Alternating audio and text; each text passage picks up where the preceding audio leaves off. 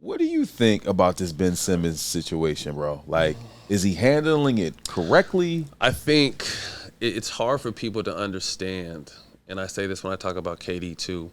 When the world comes down on you today, it's unlike it's ever been before. You got social media way. You got all just that. because of that. Yes.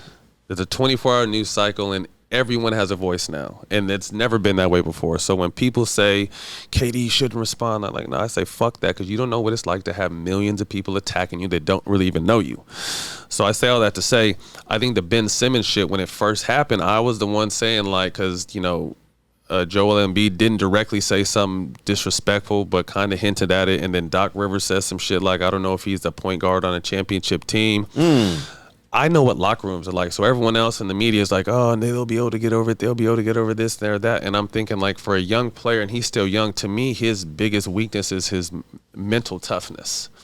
You know what I mean? So, and I don't mean that in a bad way, but I just knew what had been said was going to be the final straw. So now at the end of the summer, when the season's supposed to start, I knew this shit was coming. That he was like, I'm not going back. You know what I mean? But to me, but you told me it wouldn't be good that he stay at the Sixers. Yeah, Philly's a very different city.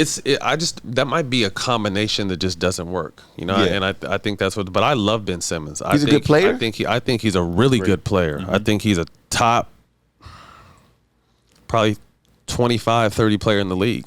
Really? Maybe absolutely. He tried to hit on Michael Blackson's girl though. Also, I ain't Michael Blackson told us that. Yeah, I ain't got nothing to do with that. You'll be all right, Mike. But like I said, Ben's got a lot of game, and it's just his weakness. And I go back to his mental approach, because his biggest is it's not that he can't shoot. I think he's afraid to miss. You know what I mean? And you see him in the summer, if you're on social media, you see him in the summer, he's out there shooting that motherfucker. Pull-up jumpers, off the dribble, off the swing, like shooting it all rhythm and making them. You know what I mean? But to me, he just has to be able to understand that I'm going to miss. Steph Curry misses. Yeah, you know what I mean? So everyone misses, you know what I mean? So I might have a game where I miss a bunch of them, but fuck it, because the next shot is the most important. You know, speaking of Kobe, I remember I heard Kobe say one time, like, I don't give a fuck if I miss 30 straight shots. I'm going to take the next shot like it's going in.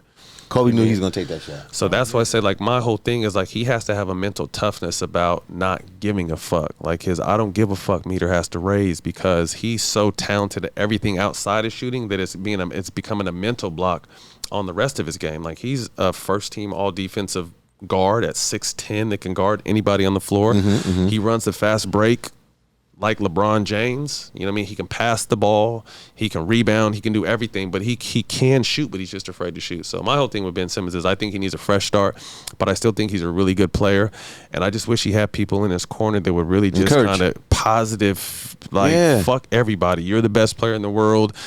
Shoot that fucking ball. Who cares? Like, he just needs, and really what